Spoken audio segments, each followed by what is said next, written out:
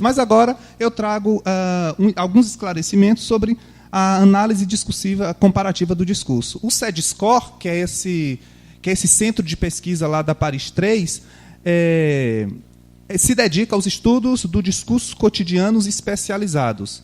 Os estudos desenvolvidos nesse centro se enquadram no campo disciplinar aí eu abro aspas para citar os pesquisadores, da análise do discurso e, mais precisamente, no domínio da linguística do discurso, que Morin define como uma análise que descreve o funcionamento dos sistemas linguísticos, como se atualizam nos textos e nas comunicações, e que permitem compreender o funcionamento de um domínio, né, de um campo, a partir da observação dos discursos que circulam em seu nome.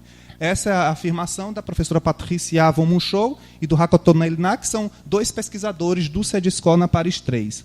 Em 2 décadas de pesquisa, trabalhos em torno da análise comparativa de discurso têm sido realizados pelo CEDSCOR, tomando como objeto de estudo diferentes gêneros discursivos, sejam os jornais televisivos, as entrevistas impressas, os documentos profissionais, de línguas diversas. E lá eles pesquisam no francês, no inglês, no alemão e no japonês, como sinaliza Chantal Claudel.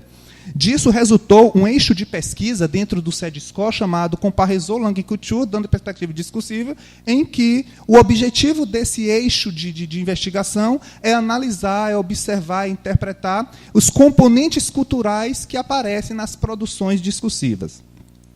Essa vertente teórica, que aqui eu abreviei por ADC, para pegar a expressão por extenso de análise do discurso contrastivo, para evitar utilizar ACD e a gente não fazer confusão com a análise crítica do discurso, né? Eu preferi utilizar a ADC.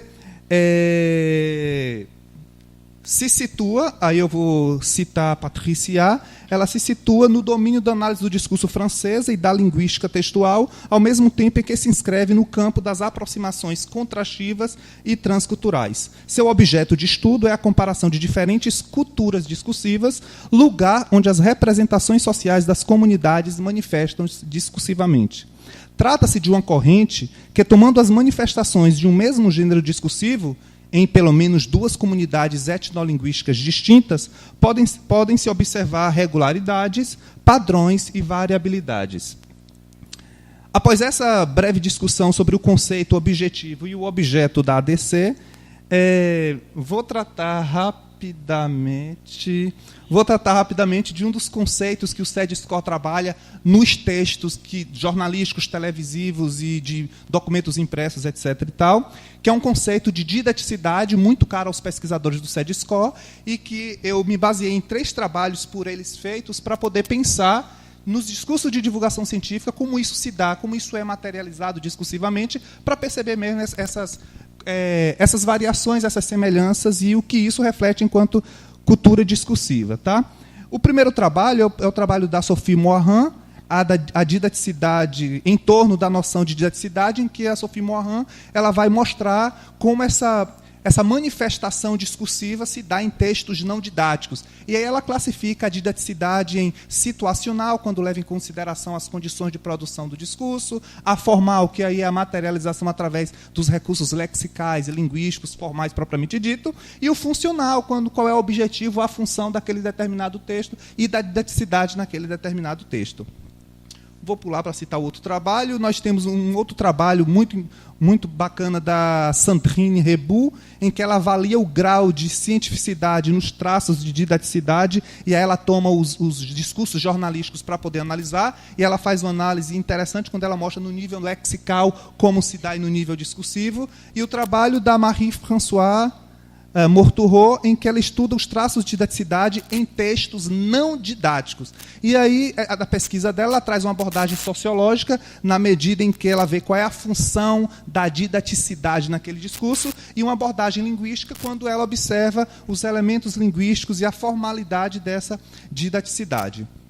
Bom, vou pular rapidamente aqui para dizer para vocês como eu estou metodologicamente fazendo esse trabalho. Eu me aporto na metalinguística bakhtiniana, na medida em que a gente não considera apenas os elementos linguísticos e vai para os elementos extralinguísticos, tá bom? Vou pular novamente, e dizer qual foi o Tertium Comparationis para desenvolver a pesquisa. Escolher esse Tertium Comparationis, a ADC chama de Tertium Comparationis, que esse elemento de comparação é meio problemático, porque se a gente pega uma noção, a gente pode ter um problema metodológico a posteriori. Por exemplo, se eu tomo uma noção como liberdade para analisar em culturas distintas, a gente sabe que a noção de liberdade pode variar dependendo de cultura. Então, a maioria dos trabalhos do SEDESCOR tem escolhido o gênero discursivo como esse teste comparações, porque ali você tem, de certa forma, um gênero que é, entre aspas, muitas aspas, invariável, na medida em que, se eu tomo uma reportagem, por exemplo, reportagem é uma reportagem. Se eu tomo um artigo de divulgação científica, um artigo de divulgação científica é um artigo de divulgação científica, independente da cultura onde ele se insere. Tá?